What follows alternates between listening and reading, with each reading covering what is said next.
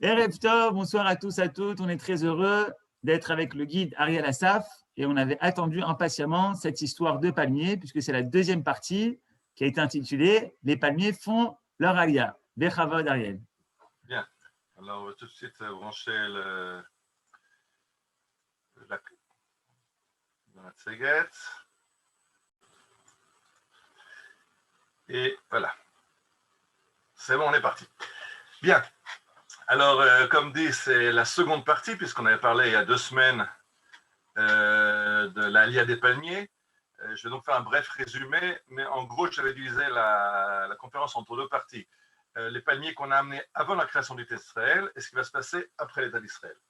Après l'État d'Israël, c'est-à-dire qu'on a des institutions, donc d'un côté c'est plus facile, de l'autre côté, il y a maintenant des problèmes puisqu'Israël est un État indépendant et l'Irak n'est pas notre copain. L'Irak nous a attaqués en 1948 et n'a jamais signé d'accord de paix avec Israël.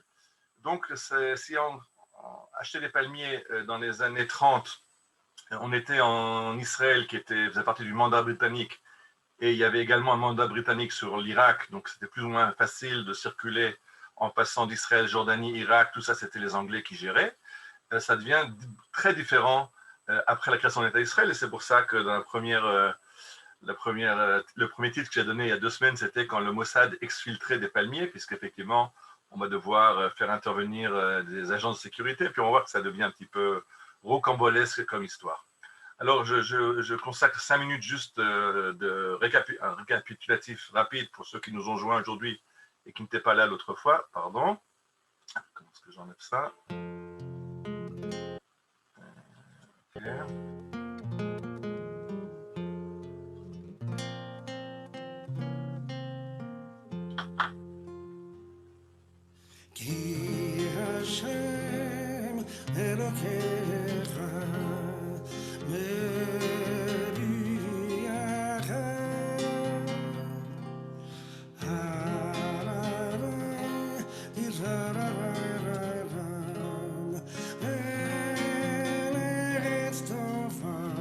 Bon, j'ai laissé les quelques notes de musique, c'était pour faire envie à nos amis qui ne sont pas en Israël, pour qu'ils aient envie de revenir bientôt.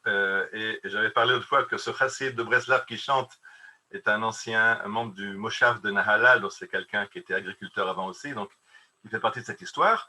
Et on a parlé du fait que le palmier est très important parmi les fruits d'Israël, on le trouve beaucoup dans la Bible, et que quand on nous parle d'un pays où où coule le lait et le miel, en fait, on parle souvent du miel de date, ce qu'on appelle aujourd'hui du nom arabe le silan, mais Dvash Te'enim, c'est le nom du miel de date, et ce n'est pas toujours du miel d'abeille.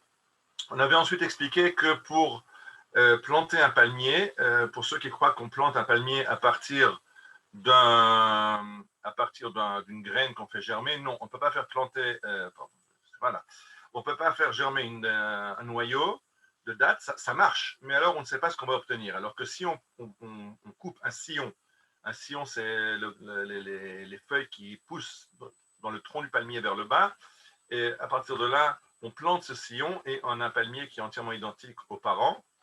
Et donc, si on avait un palmier qui était de grande qualité, on aura aussi des enfants génétiquement idéaux, génétiquement des mêmes, et donc on aurait exactement les mêmes dates de haute qualité. Voilà, si c'était un cours du Rav Kaman, je me permettrais une blague, là, où va le sillon Goël.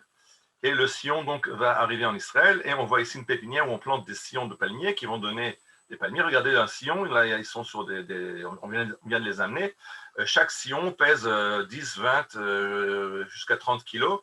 Ensuite, on va comprendre pourquoi c'est important de comprendre que c'est très lourd. Il ne s'agit pas de noyau de date, il s'agit de quelque chose qui prend de la place et qui est très lourd. On avait parlé du fait qu'il y a de nombreuses variétés de dates, les Majou, les Khalaoui, les Kelnour, Deri, Amari, Khawari, il y en a des dizaines, et que Ben Sion israéli qui veut recommencer l'industrie de la date en Israël cherche aussi à définir quelles sont les variétés qui sont adaptées à Israël.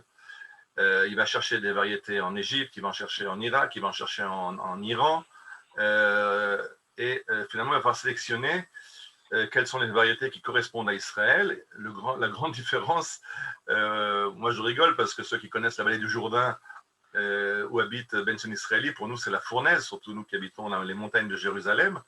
Mais quand il va en Irak, il dit le climat chez nous dans la vallée du Jourdain est trop froid pour les dates irakiennes. Il va peut-être chercher d'autres dates que les dates irakiennes, parce que chez nous il fait beaucoup plus chaud, beaucoup moins chaud. Et il avait voulu aller en Égypte chercher des dates dans le delta du Nil en pensant que le climat était plus adapté aux dates qu'il cherchait. Voilà, alors on avait parlé la semaine dernière, il y a 2 semaines, de Ben-Sion Israeli, qui est vraiment le pionnier des datiers, qui a fait 7 voyages dans les années 30, en Irak, au Kurdistan, en Iran, en Égypte. Et on avait expliqué qu'il a ramené l'embryon de la culture du datier en Israël, mais pas seulement, il était aussi allé à la rencontre des communautés juives et s'est occupé de préparer la Aliyah de ces juifs, surtout au Kurdistan et encore dans d'autres communautés assez reculées. Il avait amené ces dates. Voilà, on voit Ben-Sion Israeli en Irak. À droite, on le voit sur l'Euphrate, sur un pont, sur un bras de l'Euphrate.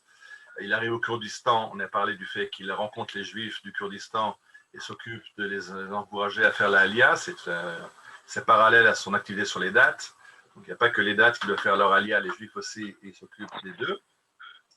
Et le grand changement avait été en 1948, donc après l'indépendance de l'État d'Israël, quand Ben-Sion Israeli va descendre jusqu'à Eilat avec son ami Shaul Abigour, et ils vont voir que en fait toute la région de la Arava, cette région que vous connaissez de la route qui va depuis les hôtels de la mer Morte de En-Bokek, en passant par Sdom et par toutes les oasis de la Arava jusqu'à Eilat, cette région est une région à dattier.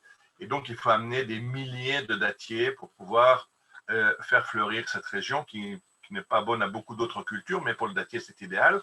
Et donc, c'est son rêve. Il avait voulu ramener l'industrie de la date en Israël. Il a commencé à faire développer les dates dans la vallée du Jourdain, la vallée de Beth She'an, mais maintenant, il a des milliers d'hectares qui sont propices au dattier. Il faut donc amener des milliers de palmiers. Alors, on est en 1954. En 1954, en Iran, c'est le Shah, c'est donc avant la révolution islamique. Le Shah est très ami d'Israël, d'après une tradition perse, iranienne. Le Shah serait descendant de la reine Esther, donc il a même des liens de sang avec nous. Et donc, en 1954, Ben-Sion Israeli va avec Yanni Avidov. Yanni Avidov, qui est un routier du Mossad de l'Aliyabet. Donc, le Mossad, je rappelle que les services secrets ont commencé dans le sauvetage des Juifs qu'il fallait amener à la barbe des Anglais à l'époque où le livre blanc ne laissait pas les Juifs venir. Et avec Yanni Avidav, ils vont en Iran. Et le but est d'acheter non pas moins de 30 000 sillons, 30 000 palmiers, parce que la Rava, c'est grand. Alors là, on n'est plus dans les années 1930 où il amène 1 ou 2 camions avec 100, 200, 500, juste 1000 ou 4000 dattiers. Là, il en veut 30 000. 30 000, c'est déjà un gros chargement. Il faut au moins un bateau. Ça devient compliqué. Il trouve un bateau qui est d'accord de faire le transport vers Israël. Il obtient des budgets gouvernementaux du ministère de l'Agriculture. Il part en Iran. Le problème, c'est que tout va lentement. Le temps de trouver un bateau, le temps de trouver des vendeurs, le temps de sélectionner les palmiers, de trouver des vendeurs. On est déjà fin du mois de mars. Il fait trop chaud. Et Ben-Sion comprend que les palmiers ne survivront pas au transport vers Israël. Et donc, il dit à Yanni, ben, c'est pas grave, on reviendra l'année prochaine. Maintenant, au moins, on sait quoi faire, on sait ce qu'on veut acheter. Au passage, de nouveau, ils se sont occupés de communautés juives qu'ils ont encouragées à l'Aliyah. Ils ont organisé des passages vers Israël, des avions, etc. Mais je veux surtout parler aujourd'hui des palmiers. Donc, on est en Iran, 1954. L'année prochaine, en 1955, on pourra commencer notre culture des dattiers. Le problème, c'était en mars 1954. En été 1954, donc quelques mois plus tard, 3 mois plus tard, il y a un grave accident. Pour ceux qui se rappellent, 30 000 juifs d'Israël, Palestine de l'époque, s'étaient engagés dans l'armée anglaise. Les Anglais formaient des parachutistes pour sauter derrière les lignes allemandes. On se rappelle le nom de Hannah Senesh, d'Enzo Cerny, dont on avait parlé dans une autre conférence. Et un de ces parachutistes qui n'est pas revenu, Perez Goldstein, vous voyez les tombes et les tombes symboliques au Mont Herzl à Jérusalem. Perez Goldstein était membre du kibbutz Ma'agan au bord du lac de Tibériade. Et en 1954, on décide de faire un monument à la mémoire de Peretz Goldstein, qui a sauté en parachute vers son peuple dans l'année 1944. Mais il n'est pas revenu, il est sauté en Hongrie, il a été trahi, arrêté et fusillé par les nazis. Et pendant cette cérémonie qui se passe donc au kibbutz de Ma'agan, le président d'État d'Israël qui ne peut pas participer parce que le même jour c'est l'inauguration de Yad Vashem à Jérusalem, décide d'envoyer une lettre de félicitations. Il envoie un avion qui doit lâcher des lettres au-dessus du public et le pilote calcule mal sa trajectoire et s'écrase sur le public. Il y aura 17 tués dans le public, dans les premiers rangs avec les personnalités importantes. Et une des personnalités qui va mourir là-bas, c'est Ben Zion israélite. Donc ce pionnier de la date qui a tout fait pour amener les dates en Israël, malheureusement, en 54, juillet 54, il décède et donc ne peut plus continuer son œuvre, son rêve. Juste au passage, c'est pour nous. Voilà, c'est la cérémonie. Le son ne marche pas.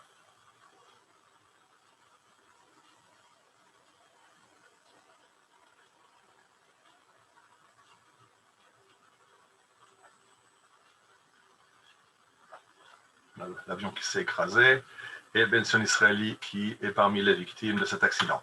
Alors, une autre victime qui n'a pas à voir avec notre conférence, je le rappelle juste parce qu'on avait parlé de Enzo Sereni, un des autres parachutistes qui lui non plus n'est pas revenu, qu'on avait rencontré à notre conférence sur les Juifs de San Nicandro. Son fils Daniel Sereni, qui assiste à la cérémonie, lui aussi a été tué dans l'accident.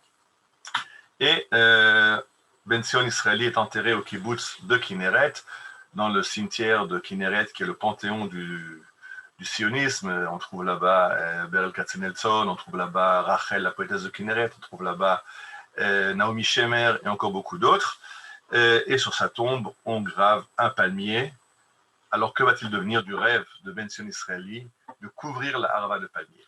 Eh bien, Yanni Avidov, qui se trouve encore en Iran, lui il est resté puisqu'il n'y a pas de palmier à amener, mais il peut encore s'occuper de l'Alia des Juifs, reçoit un télégramme qui lui annonce le décès de son ami, et une semaine après, il reçoit une lettre posthume, enfin écrite du vivant de Ben Zion Israeli, qui lui rappelle son engagement à amener 30 000 dattiers. Yanni Avidov y voit la volonté de Ben Zion qu'il veut accomplir, c'est son testament, et il décide que l'année prochaine, en 55, il reviendra tout seul et il achèvera l'œuvre de Ben Zion Israël. Alors voilà, Yanni Avidov, c'est un peu plus tard, à l'époque il était un peu plus jeune, Yanni Avidov décide d'amener 30 000 paniers, il a écrit 2 livres qui sont très intéressants. Netivim Ne'elamim raconte la Alia des Juifs, qui sont arrivés des pays d'Afrique du Nord essentiellement, et un petit peu de Perse, donc d'Iran, et d'Irak, c'est les pays où il a été en activité, et Alilot Irak, les 400 coups en Irak, qui racontent justement ce dont je vais parler maintenant, comment Yanni Avidov va ramener 30 000 dattiers qui vont être le début de l'industrie de la date en Israël. Alors, j'ai dit qu'Israël a maintenant un État, c'est vrai. On a donc des budgets, au lieu de chercher des dons et de ramasser shekel après livre anglaise après livre anglaise, livre palestinienne après livre palestinienne. Ben Zion Israëli a convaincu le gouvernement d'allouer des fonds pour acheter des palmiers. Mais on est un gouvernement, on a un ministère, donc on a des bureaucrates.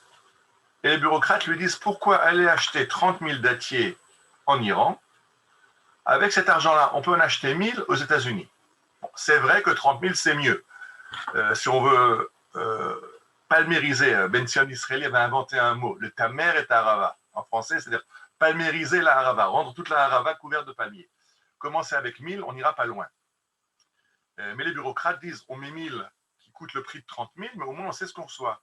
Aller en Iran, aller en Irak, est-ce qu'on va y arriver? Est-ce que ça va revenir? Ça va réussir? Et donc les bureaucrates essayent de mettre des bâtons dans les roues, mais finalement, Yoni Avidov reçoit le OK, et donc en février 1955, il repart il repart en mission en Iran. Et ceux qui veulent savoir pourquoi il y a la Haggadah des oiseaux à droite, à la fin dans les questions, s'il nous reste du temps. Autrement, je n'aurai pas le temps. Et voilà le projet. Le projet est que dans le voyage qu'ils ont fait en 1954, Benson israélien a trouvé que les meilleurs palmiers ne sont pas les palmiers iraniens, mais les palmiers irakiens. Le problème, comme j'ai expliqué, c'est que l'Irak, ce n'est pas notre copain. On est en guerre avec l'Irak. Et donc, l'idée est la suivante. On va acheter les palmiers en Irak, on va les amener à la frontière iranienne, on ne sera pas trop loin de la frontière, on va leur faire traverser la frontière vers l'Iran, et après, de l'Iran, avec les Iraniens, on est copains, on organisera un bateau et on organisera le transfert. Donc, il va les acheter près du Chat el-Arab, c'est la frontière, cette voie fluviale qui est la frontière entre l'Irak et l'Iran. On va les acheter en Irak, on les transfère en Iran, et de là, on les emmène en Israël. Alors, pour ça, il faut un bateau. Alors, on a une compagnie, je ne sais pas si la Tzim existe déjà à l'époque, on a à l'époque une autre compagnie qui s'appelle Shoham, mais il est évident qu'un bateau israélien n'a aucune chance d'arriver, parce que les Égyptiens ont annoncé que tout bateau israélien qui remonte vers Eilat par le golfe d'Eilat sera coulé, donc on ne peut pas arriver par le port d'Eilat. Alors l'autre solution serait de passer, si on ne peut pas passer par le golfe d'Eilat, c'est de passer par le canal de Suez et de remonter la côte méditerranéenne. Mais là, de nouveau, autre problème, c'est évident que les Égyptiens ne laisseront pas passer un chargement de palmiers à destination d'Israël et qu'ils le confisqueront. Donc, on est coincé, on ne peut pas amener de bateau israélien. Alors, Yanni Avidav va en Italie et il va chercher des bateaux en Italie. Il passe d'une compagnie de navigation à l'autre et il se fait... il reçoit une fin de non-recevoir parce que c'est beaucoup trop hasardeux comme histoire. Envoyer un bateau qui va aller en Iran pour amener en Israël en passant par le canal de Suez. Si les Égyptiens s'en rendent compte, ils vont confisquer le chargement. L'équipage aura des problèmes. S'ils se rendent compte, ils peuvent après inscrire le bateau sur les listes noires du boycott arabe et ils auront du mal après à faire du commerce. Et puis en plus, les agents maritimes disent à Yanni Avidav, vous les Juifs, on vous connaît. La dernière fois qu'on a travaillé avec vous pour vous louer des bateaux, vous nous avez amené des immigrants illégaux, toutes sortes de choses. Après, les bateaux ont été confisqués par les Anglais. On se rappelle la Liabet, la Lia clandestine qui a amené 100 000 Juifs. Je vous renvoie au livre de Jacques de Rogy, 100 000 Juifs à la mer, pour ceux qui ne connaissent pas, qui raconte cette épopée. Il dit des bateaux pour des Juifs, c'est un peu problématique. Voilà un des bateaux de la Lia clandestine qui a été arraisonné par les Anglais. On voit, il est remorqué vers Haïfa et les Anglais bloquent le bateau. Donc, les Italiens ne veulent pas louer de bateau. Finalement, on va trouver une agence maritime dont le patron est juif et qui accepte de louer un bateau. La somme est très chère pour l'époque. C'est 30 000 $ de l'époque, c'est beaucoup d'argent. Parce qu'il y a des risques, mais surtout en plus, c'est une époque de l'après-guerre, de l'après-seconde guerre mondiale. Il y a énormément un boom du commerce mondial. On a besoin de bateaux, on manque de bateaux. Et là, on demande un bateau qui va aller jusqu'en Iran sans aucun chargement. Il n'y a pas de fret à l'aller. Alors, c'est un peu du gaspillage. Et finalement, il faut payer cher. Il faut pas essayer l'aller à vide. Pour 30 000 $, 15 000 payables à la signature du contrat et 15 000 à la réception, on trouve un bateau. Et donc, Yanni Avidav prend l'avion et se rend à Téhéran. Il arrive à Téhéran et alors, ce qu'il se rend compte, c'est que toutes les portes lui sont fermées. Tous ces juifs qui l'ont accueilli à bras ouverts, lui et Benson Israeli, oui, on va vous aider, oui, ce que vous voulez, qui leur ont fait rencontrer des gens importants dans le gouvernement iranien, qui les ont aidés à rencontrer les producteurs, les vendeurs, etc. Pendant une semaine, Yanni Avidav fait un téléphone après l'autre, et chaque fois, on lui raconte ou que le patron de la boîte à qui il parle est parti en vacances, ou qu'il est malade, ou qu'il n'a pas le temps. Enfin, il comprend que quelqu'un le bloque. Pourquoi personne ne veut lui parler? Parce que... Il y a un micro ouvert là. Pourquoi personne ne veut lui parler? Parce que quelques semaines avant a éclaté une affaire qu'en hébreu on appelait Ha'esek Habish. Ha'esek Habish a été le démantèlement en Égypte d'un réseau d'espionnage qui espionnait au profit d'Israël. Et donc du coup, tous les juifs dans les pays arabes sont montrés comme des espions potentiels à la solde d'Israël, et donc il faut qu'ils montrent leur loyauté au pays d'accueil, et les juifs de Téhéran n'ont plus envie d'avoir des liens directs avec Israël ou avec un envoyé d'Israël. Ils ont très très peur. Au Caire, plusieurs juifs de ce réseau ont été emprisonnés, 2 ont été pendus sur la place publique au Caire. Et donc, les juifs de Téhéran ne veulent plus aider Yani Avidav. Donc, il est arrivé, il a son bateau, mais maintenant, personne ne veut l'aider. Il a besoin d'intermédiaires, il a besoin de contacts, il a besoin de gens qui vont l'aider à obtenir les permis d'exportation, etc. Et il se trouve dans une porte close. À droite, la photo que vous voyez, c'est à gauche Pinchas Lavon, qui était le ministre de la Défense, qui a dû démissionner, qui a été démissionné à cause de ce réseau d'espionnage un petit peu trop fantaisiste. Quand on a demandé à Ben Gurion, j'ai mis cette photo pour la blague, c'est que quand on demande, la blague pour la petite histoire, quand on a demandé à Ben Gurion, mais qui a donné l'ordre de monter ce réseau, Ben Gurion aurait répondu, je ne sais pas qui a donné l'ordre, mais quand je le saurai, je lui arracherai le deuxième œil. Vous comprenez en voyant la photo à droite, Pinchas Lavon avec Moshe Dayan, c'était Moshe Dayan qui était instigateur de ce fiasco. Mais c'est Lavon qui a payé. Donc voilà. Alors maintenant, Yaniv va finir par trouver un juif qui accepte de lui servir de contact et de l'aider dans sa mission. Il se présente comme acheteur de riz qui veut aller dans la région de Khor Machar. Vous voyez la carte qui est là, je l'ai mis en rouge. Khor Machar, qui est une ville qui se trouve sur le Chat El Arab. Le Chat El Arab, c'est cette voie d'eau, ce qui est en vert sur la carte en dessous, qui va vers le golfe Persique. Et ce Chat El Arab, c'est une voie d'eau qui est en fait la frontière. Cette ligne noire, c'est la frontière entre l'Irak et l'Iran. Et donc, à Khor Machar, on se trouve à la frontière et sur un cours d'eau. Et le but, le plan est d'acheter les palmiers en Irak, près de Basra, de leur faire traverser le Chat El Arab et là-bas de faire venir le bateau. Khor Machar est un port. Le bateau italien peut arriver là-bas, embarquer les palmiers et les amener vers Israël. Alors pour cela, Yaniv Avidav, qui est à Téhéran, a d'abord besoin d'un permis de circuler qui lui permettra d'arriver à Khor Machar.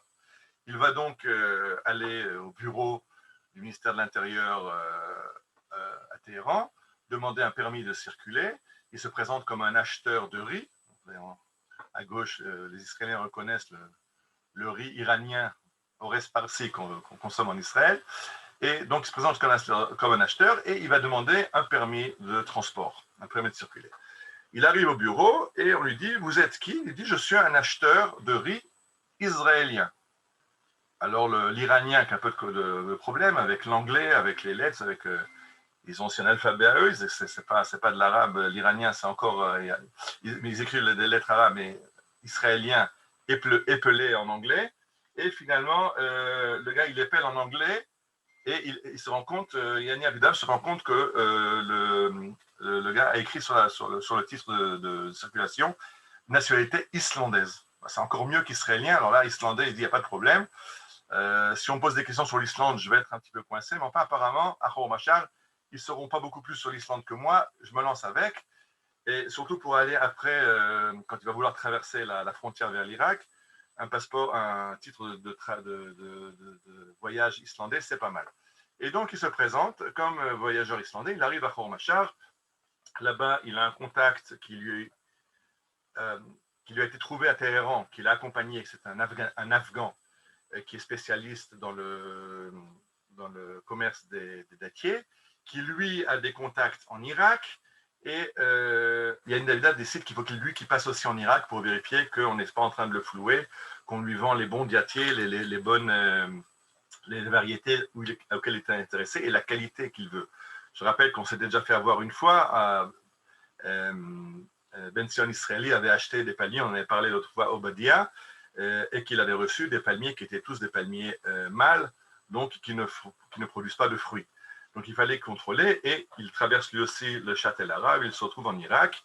En Irak, il y a aussi des problèmes parce qu'il y a une opération militaire en Israël qui a fait qu'il y a des manifestations anti-juives en Irak. Il arrive dans une situation assez complexe, mais il arrive là-bas et il commence à acheter ses 30 000 dattiers. 30 000 dattiers, mais l'Afghan, qui est l'intermédiaire, vous voyez à droite le drapeau afghan, lui dit « Oh, mais j'ai un problème. Je pensais que ça allait te coûter 40 000 $, 20 000 $ d'acompte et 20 000 $ au solde à la fin de l'affaire. En fait, je me rends compte que les frais que j'engageais les frais pour les pots de vin et tout me coûtent beaucoup plus cher et je ne m'en sors pas avec 40 000 $, je vais augmenter le prix. Alors Yann Yavdav comprend qu'il ne peut surtout pas accepter. S'il accepte d'augmenter le prix, ça va être après, dans les futures affaires, tout le temps, on va essayer de lui extorquer encore plus et encore plus. Et il dit à l'Afghan, tu sais, j'ai une autre solution pour toi. Je ne peux pas augmenter les prix, mais si tu dis que c'est les frais fixes qui te mangent ton bénéfice, ben avec les mêmes frais fixes, au lieu de me fournir 30 000 dattiers, amène-en 70 000. Et donc, c'est maintenant plus de 30 000 dattiers qui vont traverser la frontière entre l'Irak et l'Iran, mais 70 000 dattiers que Ben Sion Israël fait traverser, que Yanni Avida fait traverser nuit après nuit dans le Châtel arabe. Il y a des centaines de porteurs qui travaillent à transporter ces sions. J'ai expliqué que chacun pèse environ 20 kilos. 70 000 fois 20 kilos, faites le calcul. Ça arrive par barque à partir de l'Irak et c'est entreposé à Khormachar sur un terrain vague. Il faut les arroser tous les jours parce qu'il fait déjà très chaud. On est en mars 1955 et la température devient de plus en plus difficile et il faut impérativement que le bateau arrive à la date convenue qui est le 24 mars. C'est ce qui a été prévu par les Italiens qui était fixé dans le contrat. Manque de bol, le 21 mars, quand Yanni Abidav téléphone à la compagnie de navigation savoir où est le bateau, même quelques jours avant, personne n'a entendu parler du bateau. D'abord, on ne lui répond pas, et puis après, personne n'a entendu parler du bateau. Maintenant, c'est très, très grave, parce qu'il téléphone au contrôle maritime du canal de Suez, et personne n'a vu le bateau traverser le canal de Suez. Or, du canal de Suez jusqu'à Khormachar, il y a encore 12 jours de navigation. Donc, si le bateau n'est même pas arrivé au canal de Suez, il n'a aucune chance d'arriver le 24 mars à Khormachar. Et maintenant, Yann Yavdav se trouve avec 60 000 dattiers. C'est beaucoup d'argent qu'il a engagé. C'est beaucoup de travail qui a été engagé. Et tout ça risque de mourir si le bateau n'arrive pas à temps. Alors, le commandant des Italiens, oui, il y a 2-3 jours de retard, il va arriver. Il se rend compte que rien n'arrive. Ce qu'il fait, il décide qu'il y a une seule solution. On va les planter en Iran. Et donc, il loue un terrain à 3 km des berges du Châtel arabe et il va employer plusieurs centaines d'Iraniens. Il faut planter 70 000 palmiers, c'est-à-dire faire 70 000 trous dans la terre. Il faut creuser un canal qui va amener l'eau depuis un des canaux du Châtel arabe pour arroser, irriguer les palmiers. Enfin, c'est un travail qui va durer pendant plusieurs jours. Des centaines de personnes ont travaillé en se relayant tout le jour et toute la nuit pour arriver, et tous ces 70 000 palmiers sont plantés dans le Châtel arabe, du côté iranien. Et maintenant, en fin mars, la compagnie lui dit, le bateau arrive, le 7 avril, le bateau sera là. Tout content, Yanni Avidav commence à déraciner ses palmiers, parce que 70 000 palmiers, ça ne se déracine pas en un jour. En plus, il a 3 km du port, il faut aussi les transporter. Donc, il commence à déraciner les palmiers. Quand il en a déjà préparé 17 000 qu'il a sortis de terre, qu'il a emballés dans des sacs, qu'il arrose tous les jours, il se rend compte que c'est un peu fantaisiste. Le bateau n'est toujours pas arrivé au canal de Suez. On lui raconte des histoires. Et le bateau arrivera peut-être, mais quand, on ne sait même pas s'il va arriver. Personne ne sait où est ce bateau. Donc, les 17 000, ils ont sorti son aide de camp. Donc, qu'est-ce qu'on en fait? On ne va pas les remettre en terre de nouveau. Contente-toi de les arroser chaque jour. On va essayer de les garder en vie. Et je ne sais même pas si le bateau va arriver. Je ne sais plus si ça vaut la peine de travailler à les replanter, à les remettre en terre, etc.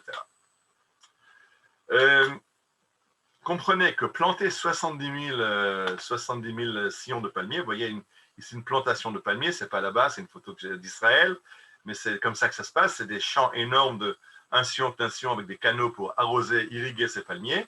Juste que vous avez une idée, la taille du terrain pour planter 70 000 sillons, c'est la taille de la vieille ville de Jérusalem, 1 km². Il a loué un terrain d'1 km² sur lequel il a fallu faire 70 000 trous et les canaux pour ces sillons. Alors maintenant, en attendant que en attendant que le bateau arrive, on arrive maintenant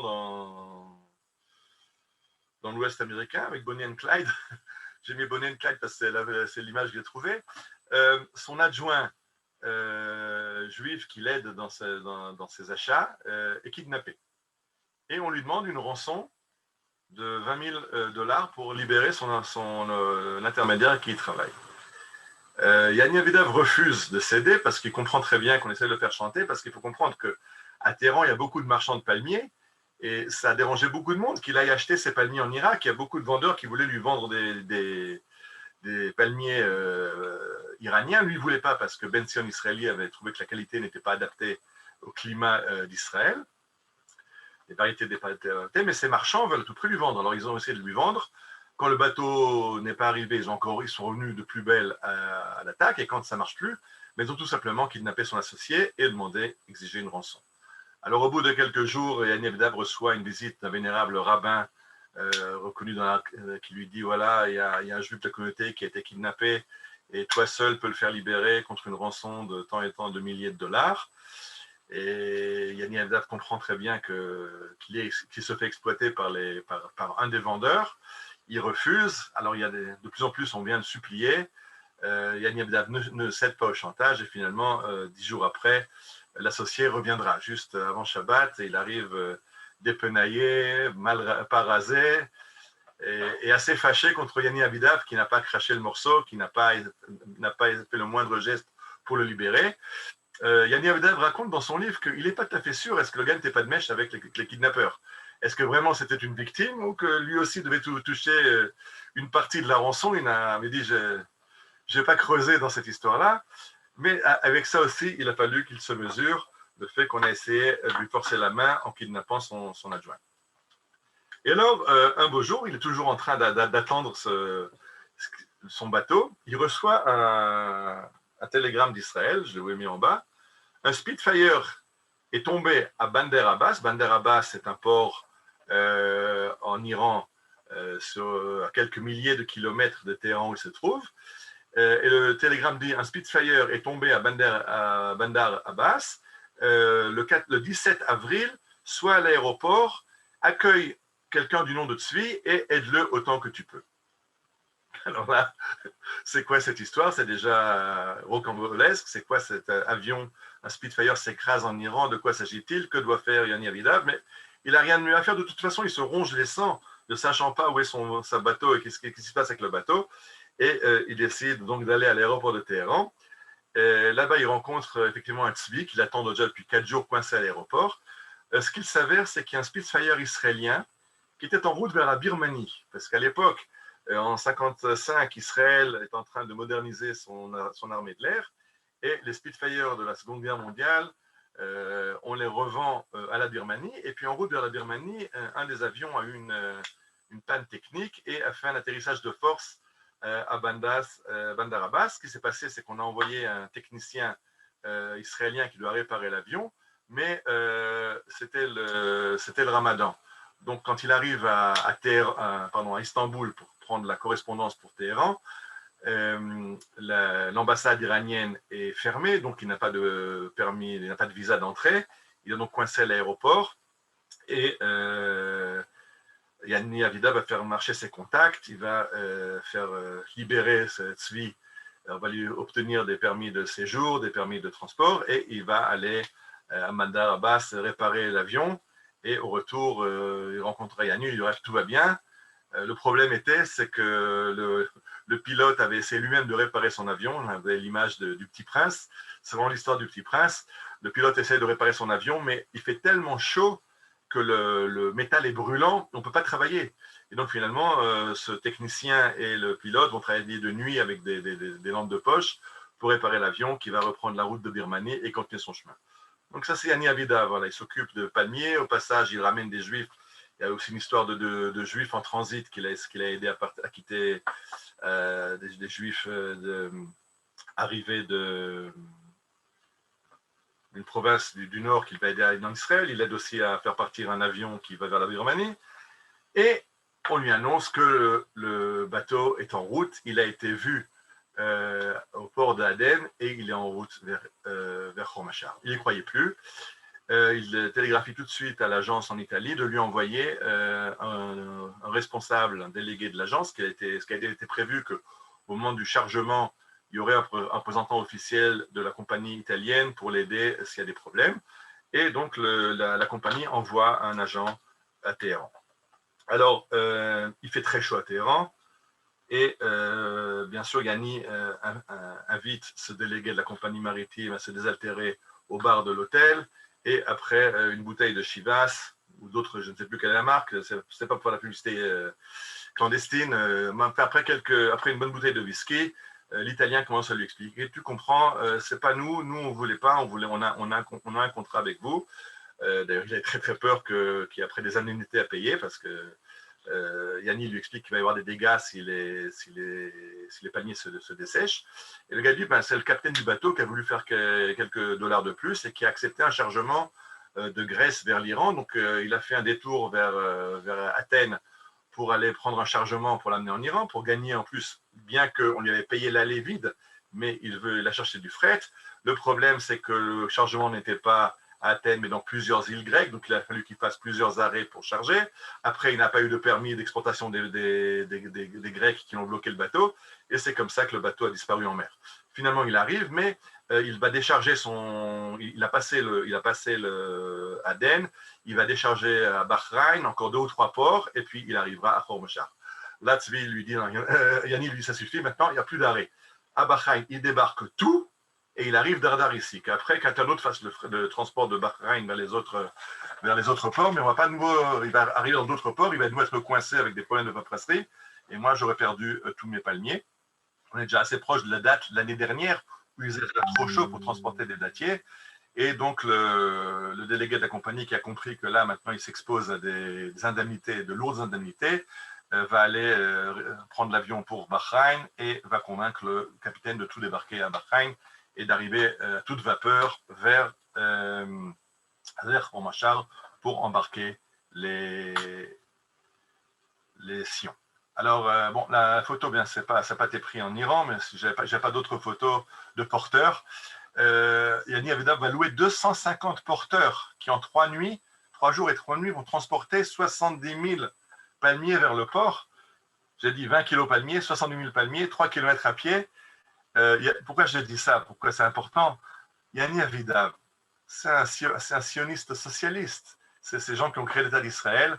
Il dit, je me sentais un pharaon moderne à faire marcher des 250 esclaves là, qui travaillent, non, pardon, 250 par roulement. Il y avait 750 esclaves là, qui travaillaient pour moi. Il dit, je me sentais mal.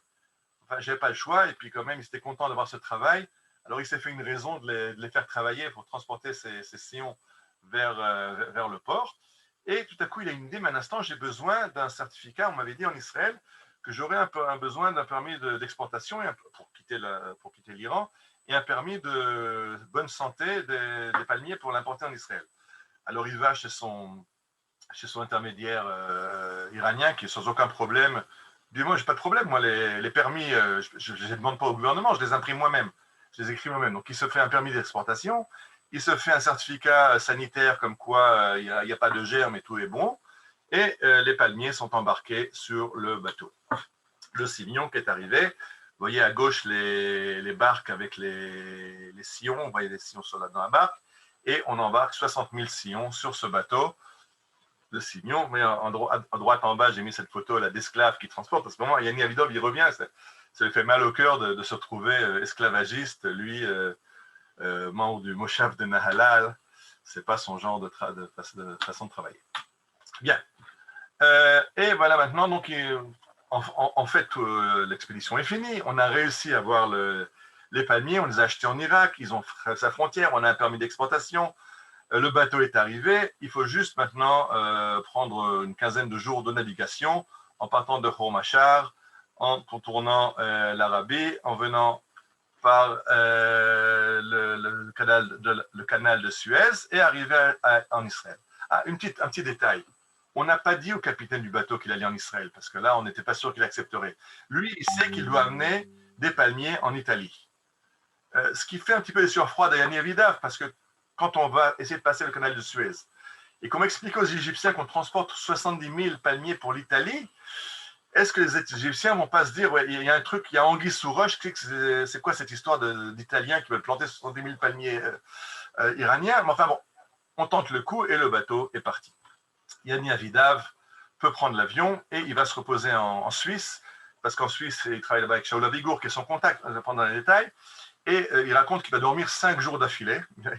Pendant le dernier mois, il n'a pas dormi beaucoup. D'abord, toutes les émotions et le nombre de télégrammes qu'il envoie en Israël, à Kinneret, pour avoir des ordres, comment s'occuper des palmiers pour qu'ils ne meurent pas, avec la compagnie maritime pour savoir si le bateau va arriver, avec le gouvernement, enfin, il n'a pas beaucoup dormi, il dort 5 jours d'affilée, et quand on lui annonce que le bateau est arrivé au canal de Suez, il prend l'avion et il va l'attendre au port de Limassol, à Chypre. Ah, je ne vous ai pas dit, le bateau s'arrête à Limassol, à Chypre, ça, c'est pas un problème. Le capitaine sait que déjà, en naviguant vers le canal de Suez, il a fait plusieurs arrêts, parce que 70 000 palmiers, il faut tous les jours les arroser pour qu'ils ne meurent pas.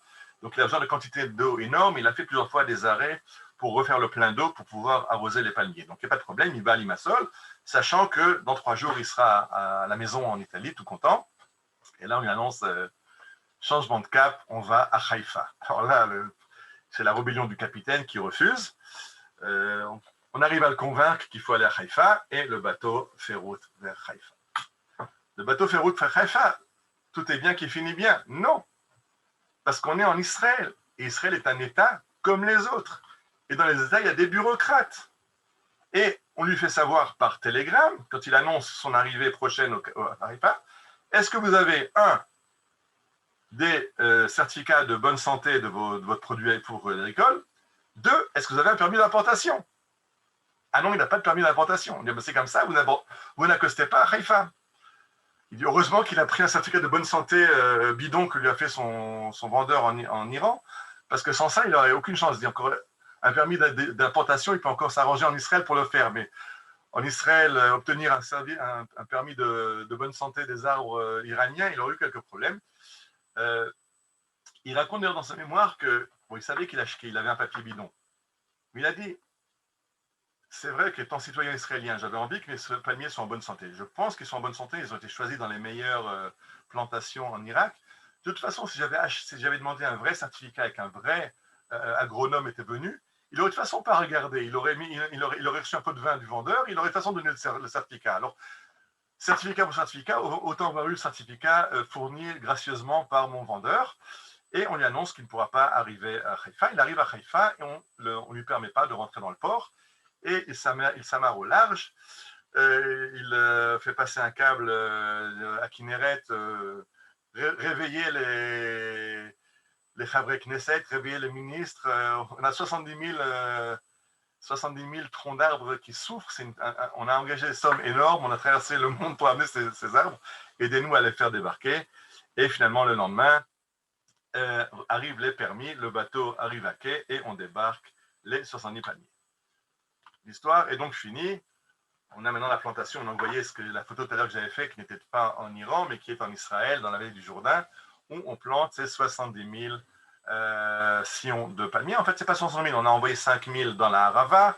On a un peu quelques-uns sur un Batchan. Enfin, en gros, le gros des palmiers est dans la vallée du Jourdain. Il y en a encore quelques-uns. Les 17 000 qu'on avait sortis de terre trop tôt à cause du bateau qu'on croyait arriver, eux sont morts en route. Il n'y a plus rien à faire. Mais ils sont plantés. Tout est bien qui finit bien, n'est-ce pas? Ce serait beaucoup trop facile. On a des sillons. C'est donc une pépinièrerie, il faut les faire grandir pour avoir des palmiers qui vont produire. Bon, attendez, avant cette photo. Les palmiers vont grandir. Dans 3 ans, quand ils seront adultes et qu'on va devoir les transporter dans les plantations, on a un léger petit problème. C'est que Yanni Avidav a acheté des palmiers de 6 variétés différentes. Maintenant, avec tout le foutoir qu'il y a eu de les transporter du port jusqu'à la plantation, de les planter, de les arracher, de les remettre, ils se sont mélangés. Alors, si on mélange les plantations et qu'on mélange les variétés, on ne sait pas ce qu'on va obtenir. Tout le but de la manœuvre était d'avoir des palmiers de qualité qui vont donner des dates de qualité.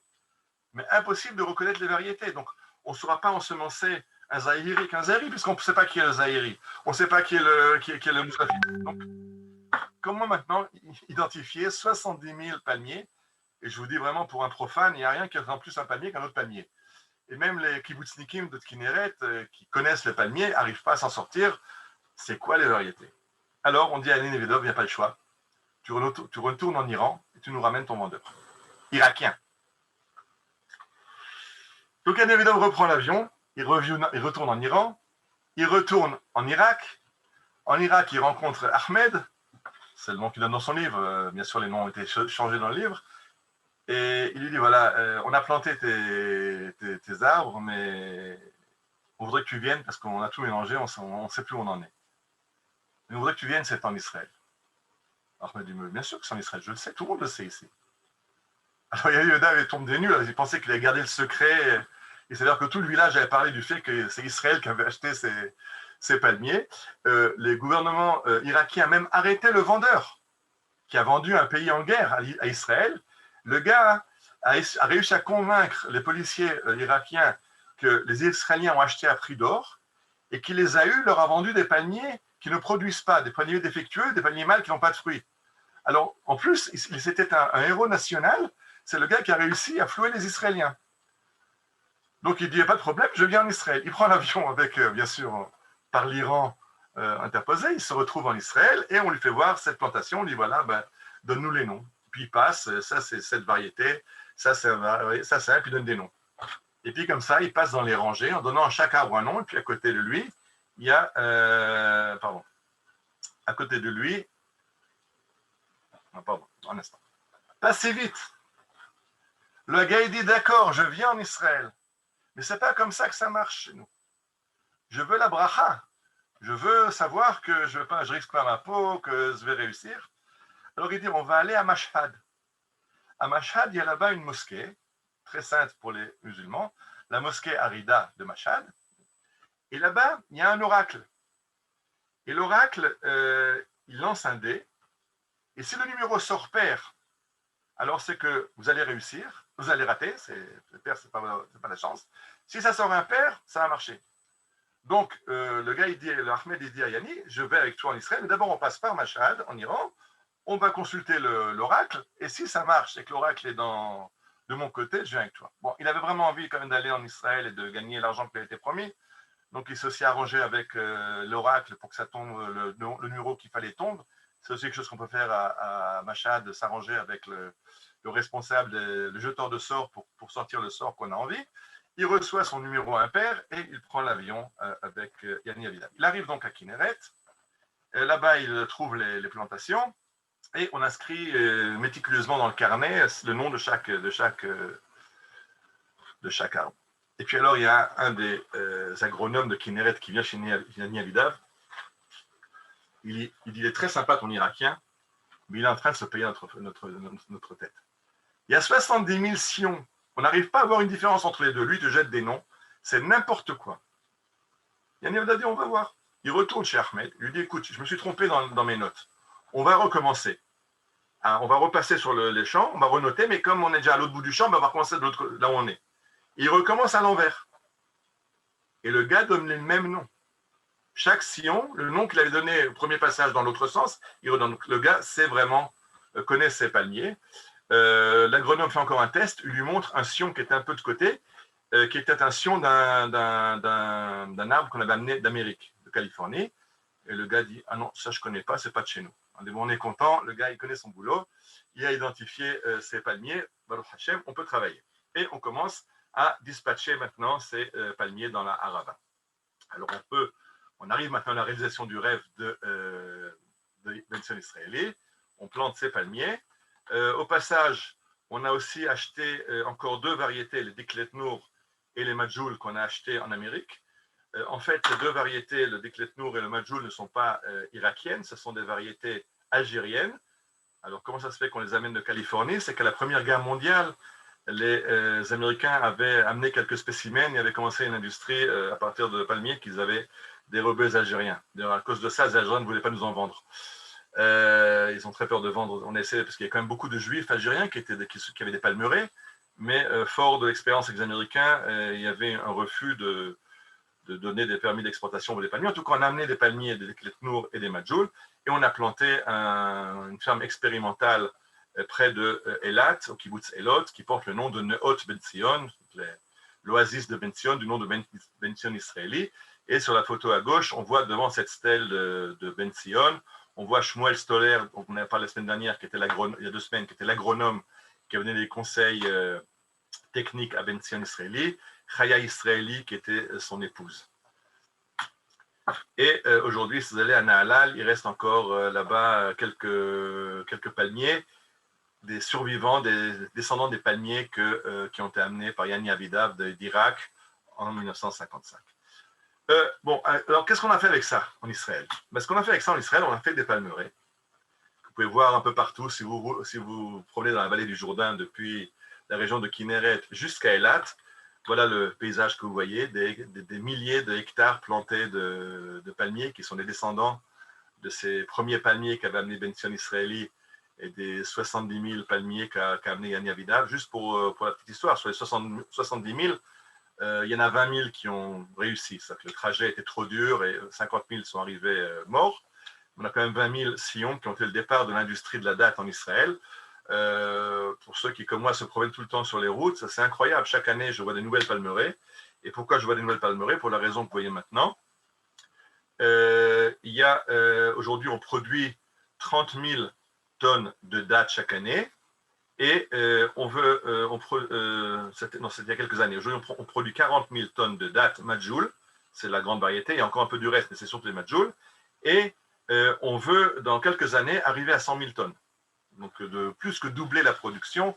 Donc, c'est vrai que dans la Harava, on a arraché un petit peu toutes les productions qu'on avait là-bas, essentiellement de pilpel. Pilpel, c'est du pilpelonyme, pas important. Aujourd'hui, on plante des dattes. Pour la petite histoire, Israël fournit 80% du marché des Majoul dans le monde. Alors, on n'est pas le plus grand producteur de dattes du monde, on est un producteur de très haute qualité. On a donc réussi à prendre 80% du marché des Majoul. Et ce qui est intéressant, c'est qu'en Europe, nos plus grands acheteurs et les plus grandes ventes se font au Ramadan. Ramadan Karim, les musulmans français achètent à tour de bras des Majoul d'Israël pour fêter la fin du jeûne chaque soir. Le BDS fait tout pour les convaincre de ne pas acheter ces Majoul provenance d'Israël, mais ils ne sont pas idiots, comme c'est les meilleurs, ils achètent. Et voilà comment les dates israéliennes ont conquis le marché en Europe. Et pas seulement.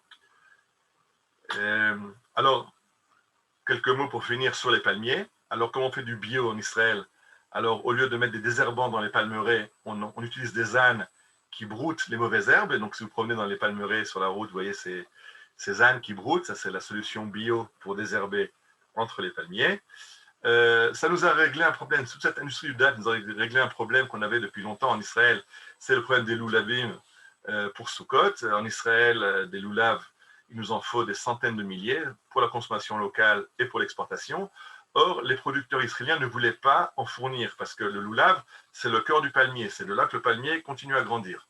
Dans un palmier, il y a plusieurs loulavim. Alors, on ne les prend pas tous. On en prend 1 ou 2 ou 3 sur les 10 qu'il y a dans le... Mais ce n'est pas tellement bon pour l'arbre.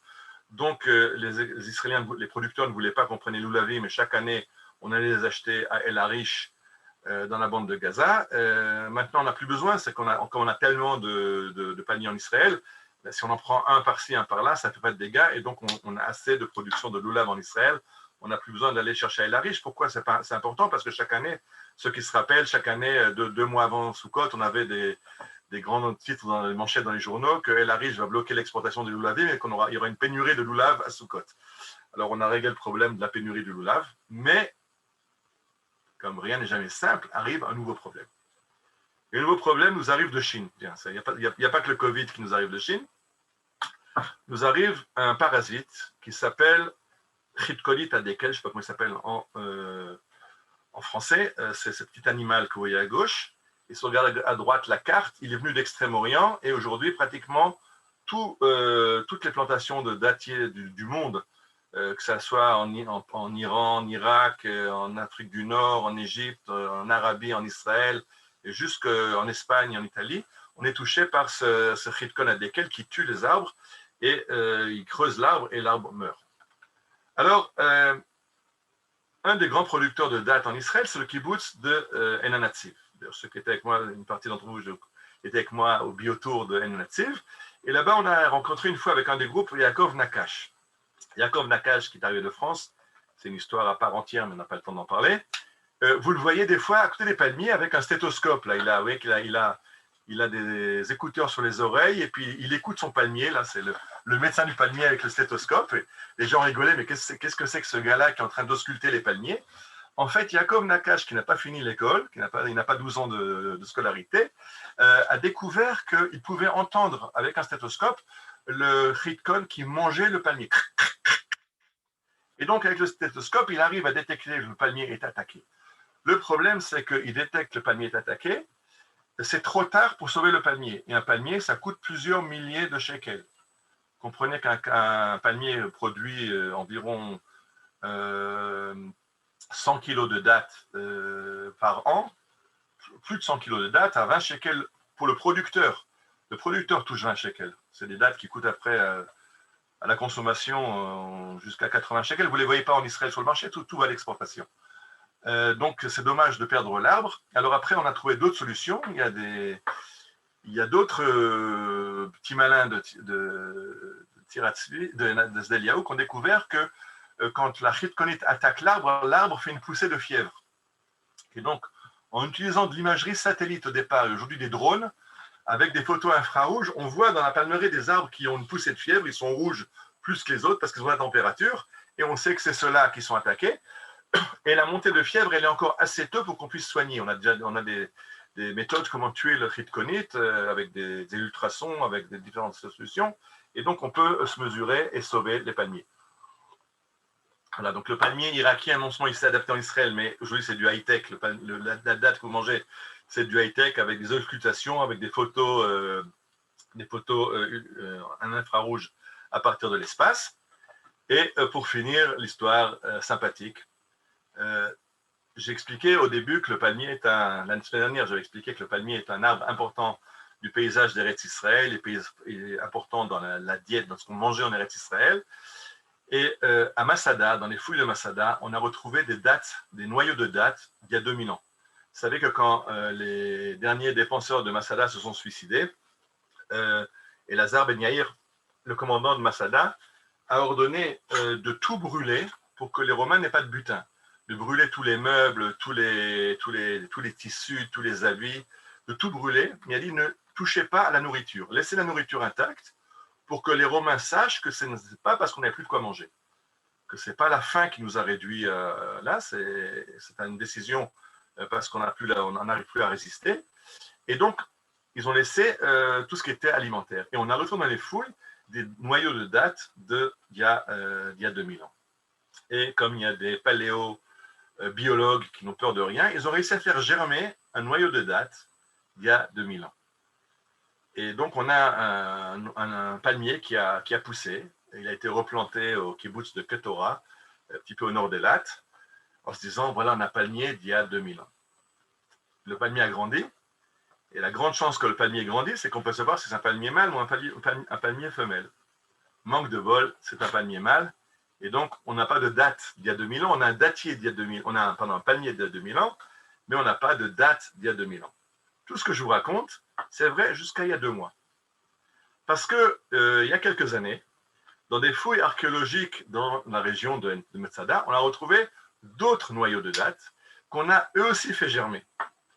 Et dans ces dattes qui ont germé, on a réussi à faire germer un palmier femelle. Alors, si le palmier mâle que vous voyez dans la photo, on l'avait appelé à l'époque Metouchelach, Mathusalem, puisque c'est le plus vieux palmier du monde, il a 2000 ans, même s'il n'a que 3 ans. Aujourd'hui, il a 15 ans déjà. Et on a planté Hana, qui était donc le palmier femelle, et on a réussi à ensemencer Hana avec les semences du palmier Metouchelach. Et pour la première fois, la première récolte était en 2020, juste avant Rosh Hashanah, à l'époque du Gadid, à l'époque de la cueillette des dattes. On a pu récolter les premières dattes d'il y a 2000 ans. Et voilà les 2 chercheuses de l'université, le docteur Eileen Solveig et le docteur Sarah Salon, qui sont avec les premières dates d'il y a 2000 ans. Alors, il y a eu beaucoup d'articles dans la presse sur ces dates. Personne n'a parlé du goût. Est-ce qu'elles sont bonnes, pas bonnes? Je ne sais pas. Je n'ai pas eu l'occasion de les goûter, je ne sais pas si elles sont commercialisables. En tout cas, vous pouvez maintenant en Israël manger des dattes d'il y a 2000 ans. Alors, voilà, comme je dis, c'était quand même une épopée assez singulière. Je vais quand même finir avec quelques notes de musique et après, on remettra les micros ceux qui ont des questions.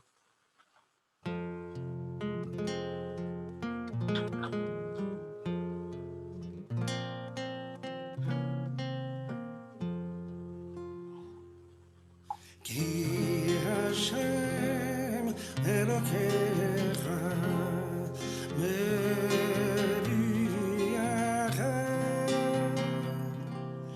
אל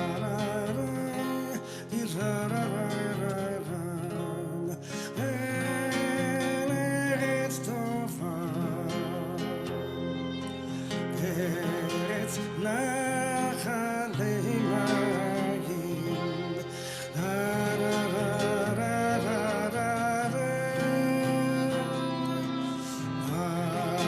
מעיינות ותהומות יוצאים בבקעה ובהר, ארץ חיטה ושערה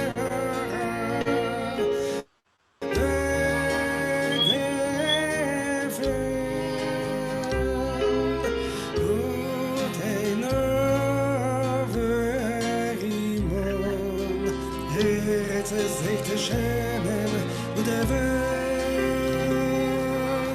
ארץ חיטה ושערה וגפן,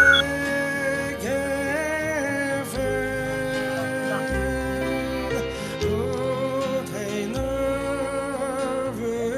ורימון, ארץ זית שמן ודבש.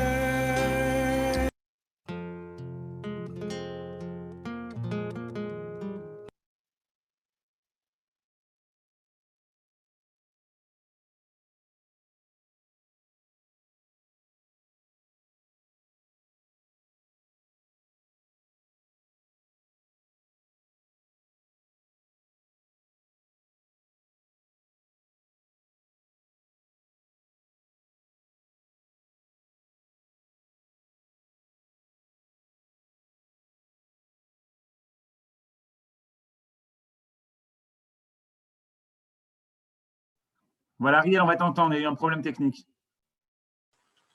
Que pour la 4e année, voilà, donc je dis que Myriam, mon épouse, vient de se joindre, elle vient de m'amener le téléphone. Il faut couper le micro. Et il y a marqué que pour la 4e année consécutive, le nom le plus donné en Israël, c'est le nom de Tamar. Donc la date, Tamar, c'est le nom le plus donné en Israël. C'est sympa, juste après que ma fille m'avait envoyé un texto cet après-midi que les noms les plus donnés cette année aux garçons, c'était Ariel et David. Voilà, alors, David en premier lieu et Ariel en second. Parce que je m'appelle Ariel Moshe David. Alors voilà, les dates sont en bonne place. Et Ariel et David sont aussi en bonne place. Ah, salut Monique. Bien, donc s'il y a des questions, je réponds. Un instant.